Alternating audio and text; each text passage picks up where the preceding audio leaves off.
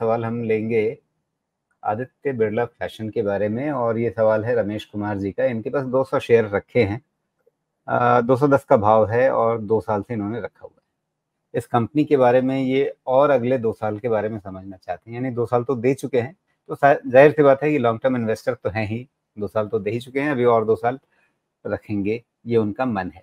लेकिन उनका ये जो मन है वो ठीक रास्ते पर है या नहीं है, ये आप बताएं। देखिए, आदित्य बिरला फैशन ना अपने बिजनेसेस को डीमर्ज भी करने वाले हैं, वैल्यू क्रिएट भी करने वाले हैं, ऐसा इन्होंने प्लान अनाउंस किया है। दूसरी चीज़ क्या है कि लाइफस्टाइल ठीक चल रहा है, पैंटलून में रिवाइवल की कोशिश चल रही है, और रिटेल में मुझे लगता है रिटेल फैशन में आगे जाने में अगेन अगेन कंजम्पशन थीम में जाएगा, तो स्कोप बहुत रहेगा। लेकिन ये सब आपको पेशेंस रखने वाली चीज़ें, आप 2 साल कह रहे हो सकता है आपको 4 साल 5 साल भी लग जाए, लेकिन पेशेंस रखने वाली चीज़ें हैं। ये सब पोर्टफोलियो स्टॉक इन नेचर बनते जा रहे हैं धीरे-धीरे। इस वैल्यूएशन पे वैल्यूएशन बात करके खरीदा नहीं जा सकता है, लेकिन इनके पोटेंशियल हैं। अगर पेशेंस है 3, 4, 5 साल का, तो ये सब रिवार्डिंग स्टॉक हो सकते हैं।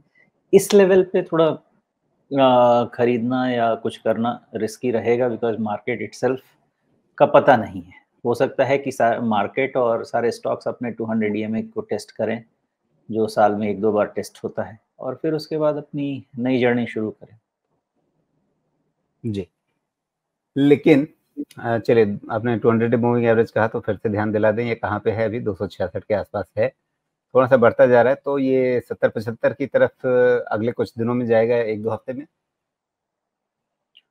हाँ, मेन उससे ज़्यादा है ना, इसका ब्रेकआउट पॉइंट का भी थोड़ा-सा ध्यान रखना होगा, जो कि 260-70 के रेंज में है।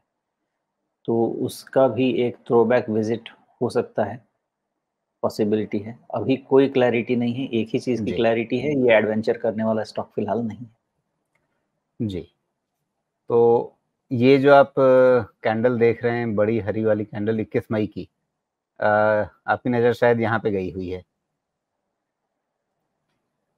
अ, हाँ, उसके आस-पास समझ लीजिए जो इलेक्शन डे का जो कमाल है ना, रिज़ल्ट का, जी, काउंटिंग का, बस वही वाला जी। उस दिन की हाँ, क्लोजिंग भी वहीं से लगभग 65 के आसपास है, हुँ, 265 के आसपास, और 200 डे करेक्ट। मूविंग एवरेज वहीं पे पहुँचा हुआ है।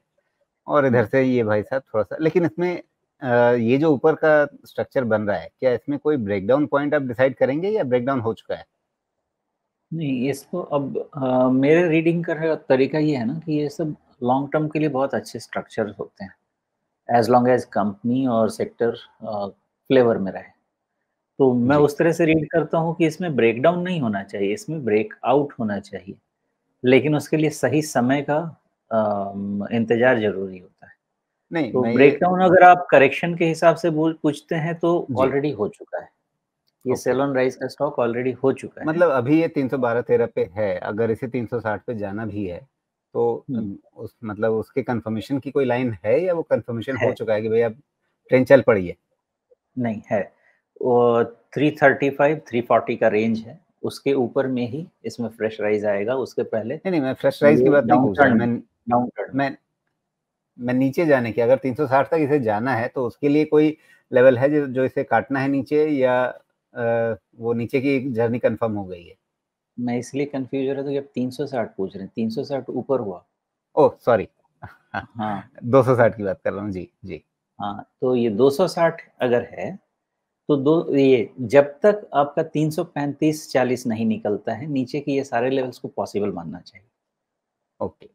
मतलब ये कि अब जब तक ये ऊपर की चाल वापस शुरू ना करे, तब तक ये मान के चलना चाहिए कि इसकी मतलब दिशा जो है वो 360 की तरफ ही है। मैं बहुत स्ट्रांगली बिलीव करता हूँ, एक डायरेक्शन ले लेना चाहिए, और जी, जब तक वो डायरेक्शन गलत साबित नहीं हो जाए, तब तक उसे सही मान के चलना चाहिए।